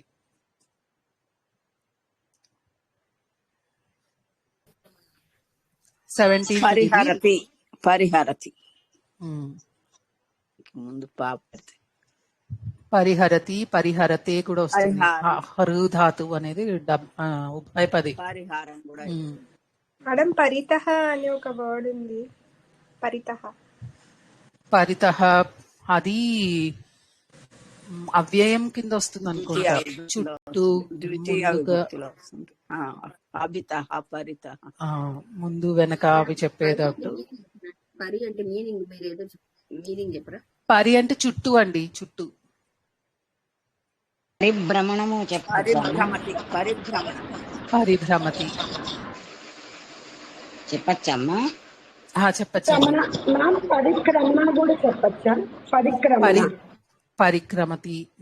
పరిచరతి చెప్పచ్చా అండి?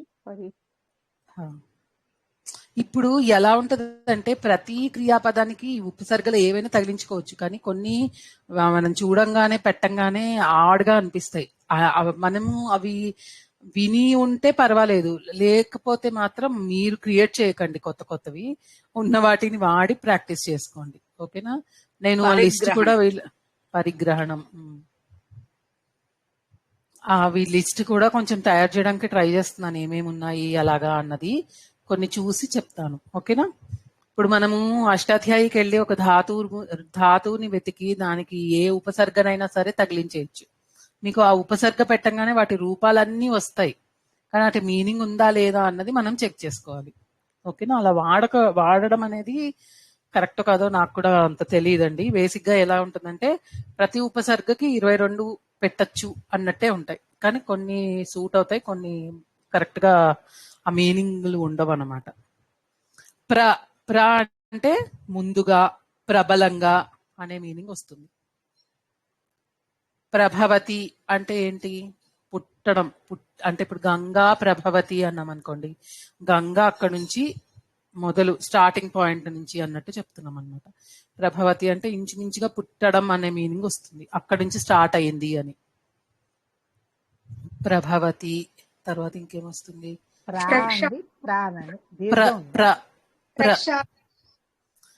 ప్రక్షాళయతి, ఉతకడం. అంటే క్షాళయతి, ప్రవిశతి. Very good. క్షాళయతి అంటే ఏంటి? ఉతకడం. ప్రక్షాళయతి అంటే ఇంకా ఎక్కువగా అనమాట. అది జనరల్ గా ప్రక్షాళయతి అనేది ఇప్పుడు ఒక ఆఫీస్ లో లంచాలు తీసుకుంటుంటే వాటిని అన్నిటిని క్లీన్ చేసి ప్రక్షాళన చేశారు, అలాంటి మీనింగ్ వచ్చేటట్టుగా ఎక్కువ గొప్పగా చేసే వాటి గురించి వస్తుంది. మనం ఇంకా ప్రక్షాళన చీరలకిను బట్టలకి కూడా ప్రక్షాళనే అనేస్తున్నాము, పర్వాలేదు ప్రస్తుతానికి. బట్ గుర్తుపెట్టుకోండి, అనేది ఎక్కువ గొప్పగా చేసినప్పుడు ప్రక్షాళన చేస్తాము, అలాంటి వాటికి వాడతాం అన్నమాట. ఓకేనా? ప్రతి అంటే ఎదురుగా, అంటే ఆపోజిట్ సైడ్, అగేన్స్ట్ గా అని రావడం. ఒక్కళ్ళే చెప్పండి. ప్రతి గచ్చతి, ప్రతిఘటన, ప్రతివదతి, ప్రతిబింబం. ఓకే, నెక్స్ట్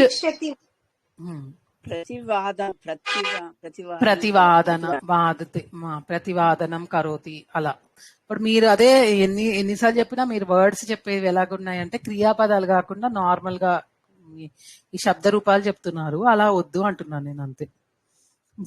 వి అంటే డిఫరెంట్ గా, వేరుగా అనేది నెగటివ్ మీనింగ్. విశేషంగా అనేదానికి కూడా మీనింగ్ ఉంది, అంటే గొప్పగా అనేదానికి కూడా. విహరతి, విస్మరతి. విస్మరతి అంటే మర్చిపోవడమా? విస్మరించాడు,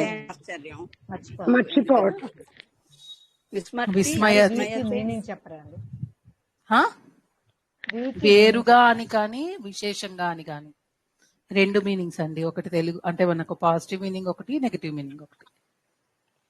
వి అనేది విస్మయతి, మూడు వచ్చాయండి. విస్మరతి,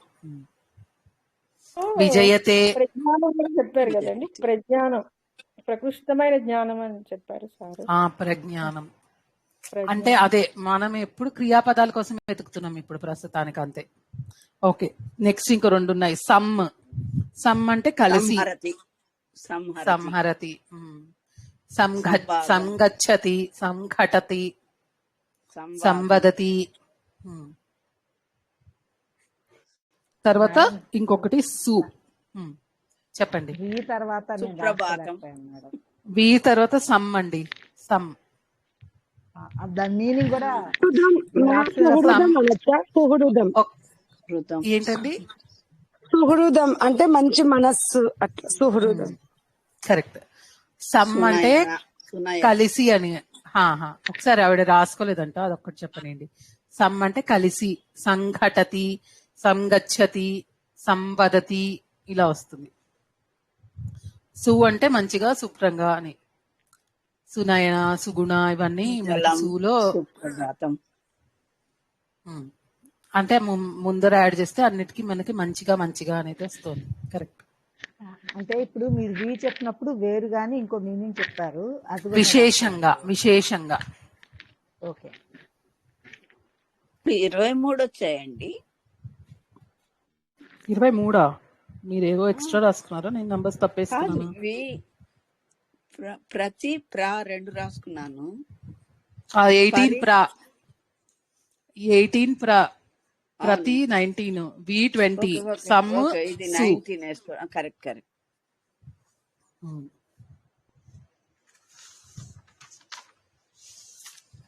ప్ర రిపీట్ పరా చేస్తాను పి ఒకసారి. ఏమి రిపీట్ కావాలండి? చేస్తాను. సు సు అండి. సు అంటే మంచిగా అని అర్థం వస్తుంది. సు మంచిగా అని. సుగుణ అంటాం. గుణ అంటే మంచి గుణం కనవారు. సుహృదయం అంటే మంచి హృదయం కల, అలా చెప్పేటప్పుడు సు అని పెడతాం ముందర. సో ఇప్పుడు మనం చూసింది ఏంటి అంటే ధాతు యొక్క అర్థం పూర్తిగా మారిపోతుంది. గచ్చతి అంటే వెళ్ళడం, అవగచ్చతి అంటే అర్థం అవ్వడం. గచ్చ అక్కడ గమనం ఎక్కడ లేదు అవగచ్చతిలో కదా. అలా మారిపోతాయి. ధాతువు మూల ధాతువు యొక్క అర్థము మారిపోతుంది ఉపసర్గ పెట్టంగానే. ఈ ప్రాలు ఈ వి అనేవి పెడితే ఏంటి అంటే ఆ అర్థాన్ని కొంచెం ఇంకా ఇంకా కొంచెం గొప్పగా చేస్తూ ఉంటుంది అనమాట. ఇప్పుడు ఫర్ ఎగ్జాంపుల్ జయతి ఉంది, దానికి సమ్ము పెట్టాను, సంజయతి అని ఉంది. అంటే ఎక్కువ గొప్పగా జయాన్ని కలగడం అని. న్యాసం ఉంది, సన్యాసం అంటే ఇంకా బాగా, అంటే సన్యాసం తీసుకున్నాడు అంటే సమ్యక్ న్యాసం అనే డెఫినేషన్ లా చెప్తారు కదా, ఇక్కడ అంటే గొప్పగా అన్నట్టుగా మీనింగ్ వస్తుంది. అలా మారుతుంది. కొన్ని పదాలు ఆత్మనేపదికి పరస్మైపది మారిపోతాయి, పరస్మైపదివి ఆత్మనేపదికి మారిపోతాయి. ఓకేనా. మీనింగ్ మాత్రం పూర్తిగా మారే ధాతువులు చాలా ఉంటాయి. కొన్ని ఉపసర్గలు పెట్టిన తర్వాత కూడా మీకు ధాతువు యొక్క మీనింగ్ ఏమీ మారదు, అలానే ఉంటుంది. ఏమీ ఎక్కువ చేంజ్ అవ్వదు, చిన్న చిన్నగా కొంచెం కొంచెం చేంజ్ అవుతుంది అనమాట. అలాంటివి కూడా కొన్ని కొన్ని ఉంటాయి. మనం ఇంకా కొన్ని ఎక్కువ ధాతువులు తెలుసుకున్న కొద్దీ మనకి వాటి మీనింగ్ తెలిసి అప్పుడు మనకి ఆ మీనింగ్ డిఫరెన్స్ ఉందా లేదా అనేది తెలుస్తుంది. అంటే ఇక్కడ ఒకే షాట్ లో ఇది ఇలా ఉంటుంది, ఇది ఇలా ఉండదు అనేది చెప్పడానికి రాదనమాట. ఈ మీనింగ్ ఇప్పుడు వాళ్ళు ఏం చెప్తారంటే ఉపసర్గల గురించి చెప్పేటప్పుడు ఇవి చదివి చదివి చదివి ఒకటే ఉపసర్గకి ఒక 3-4 కాంటెక్స్ట్ లో 3-4 మీనింగ్స్ వస్తాయి. ఇంకా ఎక్కువ చదివితే ఆ కాంటెక్స్ట్ లో ఇంకా వేరేలాగా కూడా మీనింగ్స్ రావచ్చు. కాబట్టి మనం ఇలా గెస్ అయితే చేయలేమన్నమాట. ఇవి రీడింగ్ హ్యాబిట్ ఉండి బాగా పిక్ చేసుకుంటే తప్ప మనకు ఉపసర్గలు పూర్తిగా అర్థమైంది అన్న ఫీలింగ్ అయితే రాదు. ఓకేనా. నేను మీకు ఆ శ్లోకంలా ఉన్నదిను ఇప్పుడు మీరు రాసుకున్నది కూడా మళ్ళీ వీలైతే పెడతాను గ్రూప్ లో, ఒకసారి చూసుకోండి. ఓకేనా మేడం, ఇక్కడ విస్మరతి అనేది వి విడిగా తీస్తే విశేషంగా, వితో స్మరతి కలిపితే ఆశ్చర్యం అని. విస్మయతి ఆశ్చర్యం, విస్మరతి మర్చిపోవడమా అట్లాంటిది ఏదో అన్ని.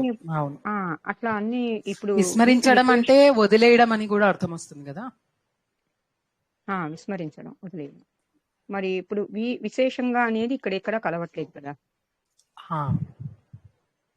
అట్లా ఉంటుంది. ఓకే, వాటికి కూడా చూసి ఉదాహరణ చెప్తానండి. ఓకేనా. మనం ఇప్పుడు తెలుసుకున్న ఉదాహరణల్లో ఇది ఉంది. ఇంకా ఇంకా చాలా ఉన్నాయి వర్డ్స్. ఇప్పుడు నేను చదువుతాను కొన్ని మాకు చెప్పినవి ఊరికే.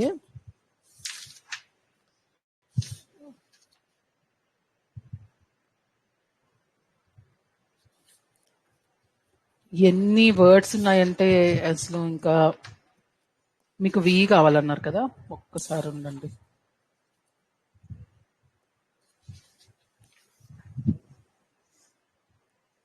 విజయతే అని ఉందనుకోండి, జయము అనే దానికి ఇంకా కొంచెం గొప్పగా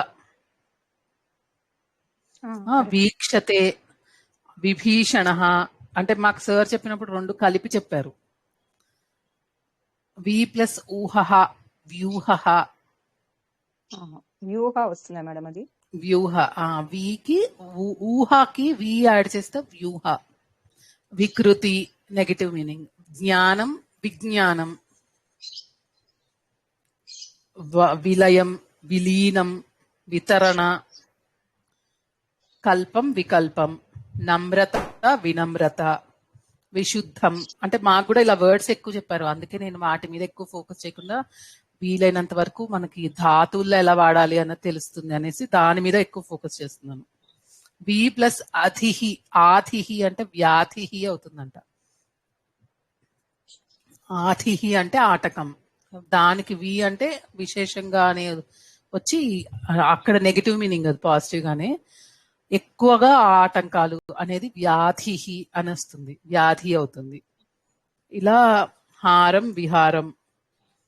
భేదం విభేదం. విశిష్టం విముఖం. ఇవన్నీ వీతో వచ్చే ఉపసర్గలు. ఓకేనా? ఆ పి ఒక్కటి రాలేదు కదా, ఆ పి ఒక్కటి ఎక్కడ దొరకట్లేదు నాకు, ఎక్కువ అస్సలు లేవు ఆ పీకి.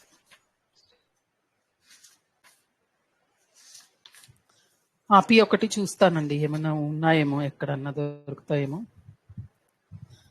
అను అంటే అనుసరతి, అనువదతి, అనుభవతి, అనుగచ్చతి, అనుపశ్యతి, అనుశాసనం, అనువీక్షణ. ఇవన్నీ చెప్పారు మాకు. తర్వాత అదే అప్పి అతీయ. అపీకి ఒక్కటి దొరకటం లేదు ఉపసర్గలు, చూస్తాను నేను.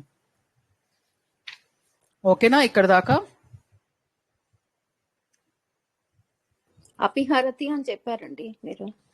అపహరతి, అపిహరితి, అపహరతి. అపిచేదసి ఉంది కానీ అది వేరు వేరు పదాలు. అపిచేదసి పాపేభ్య అది ఒకటి వస్తుంది శ్లోకంలో, అదొకటి గుర్తొచ్చింది. హృత్య కూడా చెప్పారు కదా.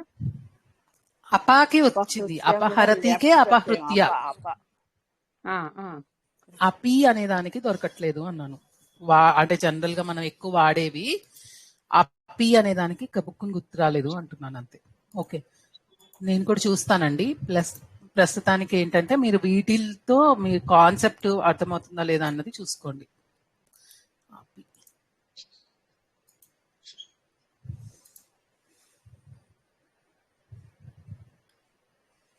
ఇప్పుడు నేను అష్టాధ్యాయిలో చూసాను అనుకోండి, అపి అనగానే మీకు అపి గచ్చతి, అపి అలా మీనింగ్ వచ్చేస్తుంది. అంటే మీన్ ఆ క్రియాపదాలు ఎలా మారుతాయి అన్నవన్నీ వచ్చేస్తాయి. అపి కుర్వంతి అలా చెప్పచ్చా? అపి నయతి. నేను ఫోన్ లోనే చూస్తాను. అపికి మీనింగ్ ఏం చెప్పారండి మీరు? కూడా కూడా కూడా అలా. అపాకి అప అంటే రివర్స్. రివర్స్ లో ఉంటుంది. అప అంటే నాకు కూడా అన్ని నోటికి రావట్లేదండి. దూరంగా తొలగించడం, రిమూవ్ చేయడం, తొలగించడము అని చెప్పారు మేడం.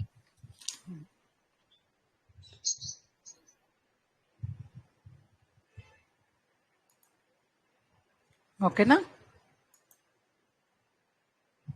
కొన్ని పదాలు చెప్తా అన్నారు కదా. చింతయతి అనొచ్చండి. అపి చింతయతి, అపి చింతయతి చెప్పాను కదా. మేడం జయకృష్ణ మ్యామ్, చెప్పండి చెప్పండి. అవ్యయంలో కూడా ఉన్నట్టుగా ఉంది మ్యామ్, అవ్యయాలలో వస్తుంది అనుకుంటా.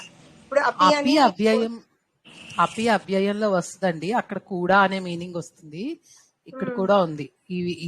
ఇవన్నీ కూడా మోస్ట్ ఉపసర్గల్లో కూడా ఉంది. ఇది చేరిస్తే ఎలా మారుతుంది అన్నది నేను చూసి చెప్తాను అపికి. ఓకేనా? హరతి ఉందనుకోండి, ప్రహరతి, ఆహరతి, సంహరతి, విహరతి, పరిహరతి. గచ్చతికి తీసుకోండి, ఉపగచ్చతి, ఆగచ్చతి, నిర్గచ్చతి, అనుగచ్చతి, అవగచ్చతి, అధిగచ్చతి, ప్రతిగచ్చతి.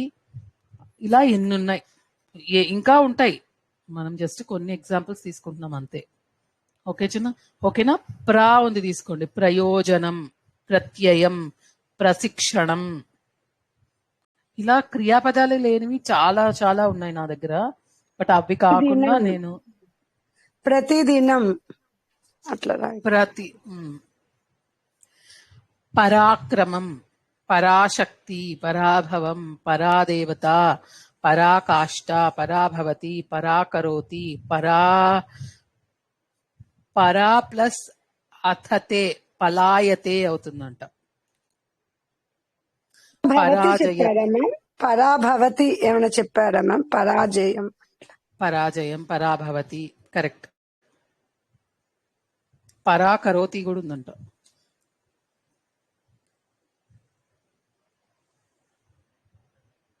అనువదతి అంటే రిపీట్ చేయడం, ప్రతివదతి అంటే రిప్లై చేయడం, వివదతే అని కూడా ఉంది. వివాదతే అంటే క్వారల్, వివాదం అంటాం కదండి. వివదతే అంటే ఇద్దరు అంటే పోట్లాడుకుంటున్నట్టు. అపవదతి అపవాదం చేయడం అంటే దాన్ని కోప్పడ్డం అని కూడా మీనింగ్. నింద కదా, నింద. అపవాదం అంటే బ్లేమ్ చేయటం మ్యామ్ వాళ్ళని. అట్లా బ్లేమ్ చేయడం. మీరు అక్కడ తెలుగులో మీనింగ్ ఇక్కడ పెట్టకండి. అపవదతి అంటే నేను ఎదుర్కొన్న వాడిని, అపవదతి అంటే రాంగ్ గా మాట్లాడుతున్నట్టు మీరు. ఓకేనా? వాళ్ళ గురించి తప్పుగా మాట్లాడడం అంటే బ్లేమ్ చేయడము, స్కోల్డ్ చేయడము, అలా డైరెక్ట్ గా మాట్లాడుతున్నారు అనుకోండి. నేను మీతో డైరెక్ట్ గా మాట్లాడుతున్నప్పుడు అనువదతి అంటే రిపీట్ చేయడం. వదతిని అనువదతి అంటే రిపీట్ చేయడం. నేను చెప్పిందే మీరు రిపీట్ చేశారంటే అది అనువదతి. ఓకేనా? అభినయతి అంటే బాగా యాక్ట్ చేయడం. నయతికి చెప్తున్నాను. అభినయతి, పరిణయతి మ్యారేజ్, అనునయతి అంటే ఒప్పించడం లేకపోతే ఫాలో అవ్వడం. నిర్ణయతి, ప్లస్ నయతి, నిర్ణయతి. ఓకేనా? ప్రభవతి అంటే అంటే ఇలా బయటికి రావడాన్ని ప్రభవతి, ఉద్భవించడం అలా వాడేదానికి ప్రభవతి, ఉద్భవతి. తర్వాత అపమానము, అపకారము, అపవాదము, అపరాధము, ఆపేక్ష, అపభ్రంశం. ఆపేక్షతి అంటే ఏంటి? ప్రేమగా చూడడం, ఆపేక్షగా చూడడం అనేది ఆపేక్ష. అప ప్లస్ ఈక్ష, ఈక్షు ధాతు. ఓకేనా? సం పెడితే సంయోగం, సంగతి, సంభవతి, సమ్మానం, సంబోధన, సంభాషణం, సంకల్పం, సంతుష్టి, సంశుద్ధి, సమాచారం. ఆచారంకి పెడితే సమాచారం అయింది. సంజయం, సంచిత్తం, సమావేశం, సంబంధం, సమారంభం, సమ్మోహనం, సన్యాసం, సమాకర్షణ, సమారాధన, ఇలా ఇన్నొచ్చాయి. ఇంకా తర్వాత అవా పెడితే అవలక్షణం, అవరోహణం, ఆరోహణం. ఇలా క్రియాపదాలకి కూడా నేను ఆల్రెడీ అదే చూస్తున్నాను కదా, క్రియాపదాలు కూడా చెప్తాను ఇంకా నెక్స్ట్ క్లాస్ లో. ప్రస్తుతానికైతే ఇక్కడ నా దగ్గర మాకు చెప్పిన వాటిలో ఈ పదాలే ఉన్నాయి ఇలాంటివి. ఎగ్జాక్ట్ గా క్రియాపదాల రూపంలో చెప్పకుండా మామూలుగా తెలుగులో మనం ఏం వాడతామో అవన్నీ పెట్టుకున్నాం మేము. అందుకని ప్రస్తుతం అవి చెప్పి ఊరుకుంటాను. నెక్స్ట్ క్లాస్ కి మీకు క్రియాపదాలు చెప్తాను. నిస్సరతి, నిస్తేజం, నిస్తరతి, నిశ్చలః, నిశ్చితః, నిశ్చయ, నిష్పాపం, నిష్ఫలం, నిష్కంటకం, నిష్కళంకం, నిష్కపటం, నిస్సారం, నిష్కర్ష, నిస్పృహ, నిశ్శేషం. ఇవన్నీ నిస్కి. చాలా ఫాస్ట్ గా చదువుతున్నాను నాకు తెలుసు. మీకు ఈ వర్డ్స్ తో పెద్దగా ఉపయోగం మనకి ఎక్కడో తక్కువ మనం వాడే క్రియా సెంటెన్సెస్ లో. అందుకని నేను అన్ని రాసుకునేంత స్లోగా చెప్పటం లేదు. మీరు రాసుకుందాం అనుకుంటే కనుక వీడియోలో చూసి రాసుకోండి. అంటే నిర్వేదం, నిరాదరం, నిరీక్షణం, ప్లస్ ఈక్షణ, నిరీక్షణ, నిర్వికారం, నిరుపయోగం, నిర్మోహం, నిరుద్యోగం, నిర్గచ్చతి, నిర్భయతి, నిరాదరణ, ఇలాంటివి నిర్తో వస్తున్నాయి. దుష్కార్యం, దుస్వప్నం, దుస్సహతే, దుశ్శాసనం, దుస్సాహసం, దుస్తరతి, దుస్థితి, ఇవన్నీ దుస్సుతో. దుర్లభం, దుర్గంధం, దుర్మార్గం, దుర్వినియోగం, దుర్జనులు, దుర్గతి, దుర్బలం, దుర్గమం, దుర్మతి, ఇవన్నీ దుర్తో వస్తున్నాయి. ఓకేనా. విశిష్టం వి చదివాను, అతి చదివాను. అతి, అతిశయం, అతిక్రమతి, అత్యాచారం, అతిచరతి, అత్యాశ, అతి తప్త, అత్యద్భుతం, ఇవన్నీ అతితో. ఓకే. అభినందన, అభిలాష, అభిమానం, అభివృద్ధి, అభియోగం, అభ్యుదయం, అభినయం, అభిక్రమ నాశ దోషం, అభ్యుదయం, ఇవన్నీ అభితో. సుగుణం, స్వాగతం, సువర్ణం, సూక్తి, సుకుమారి, సుందరం, సుయోగం, సుపుత్రం, సుపుత్ర అన్నమాట. సుగంధం, సువాసన, సుచరిత, ఇలా ఏది సు పెట్టినా మనకి బాగా అనే మీనింగ్ వస్తుంది కాబట్టి అది ఒక ఉపసర్గ అనమాట. ఈసారి ఆ పదాలు ఏమైనా దొరికితే మీరు అది అబ్జర్వ్ చేయండి. ఉత్ అంటే ఉత్పన్నం, ఉత్తేజం, ఉత్తిష్టతి, ఉత్పతతి, ఉత్తేజం. ఉత్పతతి అంటే ఏంటండి? పైకి ఎగిరిపడ్డం కదా, పైకి అంటే పడటం, ఆకులు రాలటం, ఎగిరిపడ్డం, ఎగరడం, గెంతడం అనమాట. ఉత్తేజం, ఉత్సాహం, ఉద్ఘాటన, ఇట్లా. ఉత్తీర్ణం, ఉత్తు ప్లస్ తీర్ణ, తరతి, ఉత్తీర్ణం, ఉత్తీర్ణతి. కొన్ని ఉపసర్గలు పెట్టాక క్రియాపదాలు చూస్తే మనకి తెలిసిన తెలుగు పదాలు ఉంటాయి. అరే ఇది ఉపసర్గతో వచ్చిన పదమా, మనకి ఈ ధాతువుకి వచ్చిందా అని అనిపిస్తుంది అనమాట. అలా మారిపోతాయి క్రియాపదాలు. ప్రతికి ప్రత్యుపకారం, ప్రతీక్ష, ప్రతిచర్య, ప్రతిఘటన, తరతి, వితరతి. కరెక్ట్. వితరణ చేస్తున్నారు అని అంటారు కదా, వితరణ అనేది వితరతి నుంచి వచ్చింది. ప్రతిచర్య, ప్రతిఘటన, ప్రతిరూపం, ప్రతివాదం, ప్రత్యక్ష, ప్రతీక్ష, ప్రతిబింబం, మీరు ఇవన్నీ చెప్పినట్టున్నారు చాలా మటుకు. పరితో పరిహారం, పరిక్రమ, పరీక్ష, పర్యవసానం, పరివారం, పర్యావరణం, పర్యాప్తం, పరిశోధన, పరిహాసం, పరివర్తనం, పరిభ్రమణం, ఇలా. ఉపతో ఉపవాసం, ఉపరితలం, ఉపాసన, ఉపస్థితి, ఉపదేశం, ఉపనిషత్తు, ఉపవనం, ఉపగ్రహం, ఇంకా ఉపయోగం, ఉపవిశతి, ఉపాహారం, ఉపచారం, ఉపసంహారం, ఉపోద్ఘాతం, ఇవన్నీ ఉపతో వచ్చినవి. ఓకేనా. చాలా పదాలు అయితే విన్నారు మీరు. ప్లస్ అంటే క్రియాపదాల గురించి నేను చూసి మీకు నెక్స్ట్ టైంకి చెప్తాను. మీరు ఏం చేస్తారంటే ఒక 4 ఉపసర్గలు తీసుకుని ఒక గచ్చతి, నయతి, వీటికి ఏమేమి రావచ్చో, మీరు ఏమేమి విన్నారు అన్నవి ఏమన్నా ఉంటే రాయండి. ఓకేనా. ఇంకా ఏం చేద్దామండి వాళ్ళకి. ఏమన్నా డౌట్స్ ఉన్నాయా?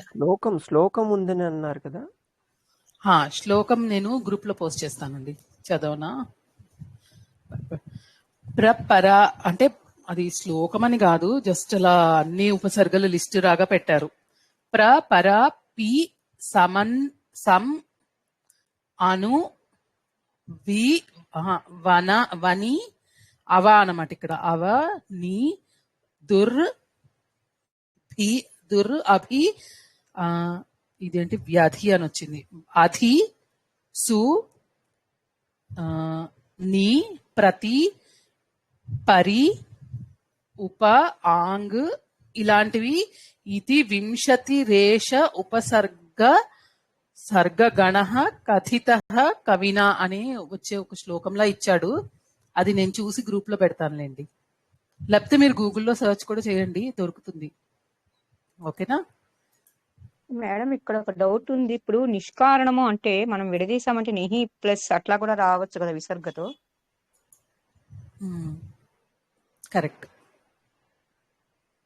అంటే అదే నిహి అంటే కూడా నిస్ అనే వస్తుందండి. నిహి అనేది ఉపసర్గ కాదు. నీ అనేది ఒక ఉపసర్గ, నిస్ అనేది ఒక ఉపసర్గ కదా. ఓకే. అంటే ఇక్కడ ఉపసర్గకి నిస్ అనే తీసుకోవాలి. నిస్ అనే తీసుకుంటాం.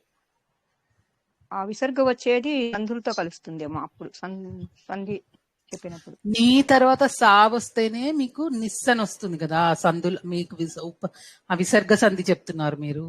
నీ తర్వాత విసర్గ వచ్చి, నిహి తర్వాత విసర్గ వచ్చి స వస్తేనే నిస్ వస్తుంది. కానీ స రాకపోయినా నిస్ అనేది ఉంటుంది కదా. నిష్కారణం, నిస్ ప్లస్ కారణం నిష్కారణం అయ్యింది. షకారం వచ్చింది అక్కడ, సా పోయి. ఓకే. అది మళ్ళా వేరే సందులు కలిస్తే వస్తుంది. మనకు అవన్నీ అంత డెప్త్ దృష్టి వద్దులేండి. సమదృష్టి అది కూడా అవుతుందా అప్పుడు? అది సమ్ వేరే అనేది ఇస్తుందా? ఉపసర్గ. సమా అంటే మరి ఆ కూడా చేరొస్తుందేమో. సమా వస్తుంది అప్పుడు. సమా రాదు, మా వస్తుంది. సంపూర్తి అంటే అవుతుంది అప్పుడు. సంపూర్తి సంపూర్ణం సంకీర్తన ఉందనుకోండి, అది సంకీర్తన, అది సమ్. సమ్ అనే అయిపోయింది, ఉపసర్గ. అయింది. సమ్ కి ఆ చేరితే సమాకరోతి, సమాకృతి అలా ఏవో వస్తాయి కదా. సమా అనేది వచ్చేటప్పుడు సమ్ ప్లస్ ఆంగ్ చేరుతుంది. సమాంగ్. ఓకే. ఇంకా కొన్ని చూద్దాంలేండి నెక్స్ట్ క్లాస్ లో. ప్రస్తుతానికి లిస్ట్ తయారు చేసుకోండి, వాటిని కొంచెం అలవాటు చేసుకుంటే అప్పుడు నేను అతి సరతి అనగానే మీరు ఆహా అతి అనే ఉపసర్గ చేర్చారు అనేది గుర్తుపడితే చాలు. ప్రస్తుతానికి అక్కడ దాకా ప్రాక్టీస్ చేసుకోండి. నెక్స్ట్ క్లాస్ లో నేను ఇంకా క్రియాపదాలు అవి ట్రై చేసి అన్ని లిస్ట్ రాసి వాటి మీనింగ్ కూడా రాయడానికి ట్రై చేస్తాను. అవన్నీ మీకు షేర్ చేస్తాను. ఓకేనా? అవును మేడం, ప్లీజ్ అదొకటి చేయండి మేడం. లేకపోతే మేము ప్రతి ఒక్క పదానికి కూడా ఇది ఉపసర్గేమో అనుకునే ఛాన్స్ ఉంటుంది. ప్రాబ్లం అక్కడ రాదండి. ఇప్పుడు నేను రాసిన సెంటెన్స్ లో ఈ మీనింగ్ రావచ్చు, కానీ వేరే సెంటెన్స్ లో దాని మీనింగ్ మారిపోవచ్చు. మనకు ఓవరాల్ గా ఇలా వస్తుంది అని తెలిసేదానికే ఉంటది తప్ప ఈ మీనింగ్ ఈ ఉపసర్గ చేరితే ఇదే మీనింగ్ వస్తుంది ధాతువుకి అని ఒక రూల్ లాగా లేదు. అది మాత్రం బాగా గుర్తుపెట్టుకోవాలి. అది సందర్భోచితంగానే మనం తెలుసుకుంటాం. సందర్భాన్ని బట్టి దాని మీనింగ్ మారిపోతూ ఉంటుంది అక్కడ. ఓకే అండి, అది బాగా గుర్తుపెట్టుకోవాలి ఉపసర్గతో. ఆ కాన్సెప్ట్ కొంచెం ఎక్కువ రీడింగ్ అలవాటు ఉండి అర్థం చేసుకుంటే బాగా అర్థమవుతుంది. మనకి ఈ మీనింగ్ దీంది, ఈ మీనింగ్ దీంది అని పెట్టుకోవడానికి ఉండదు అనమాట ఇక్కడ ఉపసర్గల్లో. అదొక్కటి జాగ్రత్తగా ఉండాలి. నేను అదే 1 వీక్ టైం ఉంటుంది కదా, లిస్ట్ ప్రిపేర్ చేసి ఎంత తొందరగా అయితే అంత తొందరగా నేను షేర్ చేస్తాను మీకు. నెక్స్ట్ క్లాస్ లో వాటి మీనింగ్ అది డిస్కస్ చేద్దాం. ఓకేనా? ఓకే. ఇది కొంచెం టాపిక్ అలా డ్రైగా ఉంటుంది, ఏమి అన్న మీనింగ్ చేంజ్ అయిపోతూ ఉంటుంది కదా, కొంచెం అర్థం అవ్వడం కొంచెం టైం పడుతుంది. ఓకేనా? పర్వాలేదు, మీరు మామూలుగా ప్రాక్టీస్ చేసుకునేది రెగ్యులర్ గా ప్రాక్టీస్ చేసుకుంటూ వీటిని కూడా కొంచెం కొంచెం ఇన్కార్పొరేట్ చేసుకోవడానికి ట్రై చేయండి. ఇప్పుడు నిర్గచ్చతి అంటే మీకు తెలుసు, బయటికి రావడము అని. అంటే ఇంకా ప్రతిదానికి వాడు బయటికి వెళ్ళాడు అలా చెప్పడానికి వాడకండి. ఆ వాటర్ బయటికి వచ్చిందని అలా, అంటే ఆ సందర్భాన్ని బట్టి కొంచెం మీరు గూగుల్లో చూసుకోండి నిర్గచ్చతి ఎగ్జాంపుల్స్ అలా ఏమైనా పెట్టారంటే. మరి ఇంకా ప్రతిగచ్చతి అని అన్నారు అనుకోండి, ప్రతిగచ్చతి అంటే వెనక్కి రావడం. అలా ప్రతిగచ్చతి అంటే వెనక్కి వెళ్ళడం. ప్రతి ప్లస్ ఆగచ్చతి, ప్రత్యాగచ్చతి అంటే వెనక్కి రావడం. అలా కొంచెం కొన్ని పదాలకి మీరు చూసుకుంటూ ఉంటే కొంచెం ఇంకొంచెం ఐడియా వస్తుంది. ఇది కొంచెం వాస్ట్ గా ఉంటుందండి సబ్జెక్ట్ కూడా. చాలా ఉపసర్గలు ఉన్నాయి, చాలా ధాతువులు ఉన్నాయి, మనం అన్నింటినీ తెలుసుకోలేము. కొన్ని ట్రై చేద్దాం. ఒక 5-6 ఉపసర్గలు తీసుకొని వాటికి ఒక ధాతువుకి ఒక 2-3 సెంటెన్సెస్ రాసుకున్నా గానీ, ఎగ్జాంపుల్స్ చేసుకున్నా గానీ సరిపోతుంది. నా దగ్గర ఏమున్నాయో చూసి నేను వీలైనంత వరకు అంత నోట్స్ రాసుకుని నేను మీకు నెక్స్ట్ వీక్ చెప్తాను. ఇంకొన్ని ధాతువులకి కొన్ని ఉపసర్గలకి చెప్పడానికి ట్రై చేస్తాను. ఓకేనా? ధన్యవాద. ఎవరైనా శాంతి మంత్రం చెప్తారా?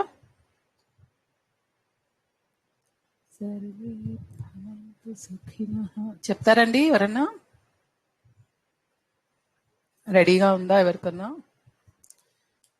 సర్వే భవంతు సుఖినః, సర్వే సంతు నిరామయాః, సర్వే భద్రాణి పశ్యంతు, మా కశ్చిత్ దుఃఖభాగ్ భవేత్. ఓం శాంతి శాంతి శాంతి. ప్రణామః అండి.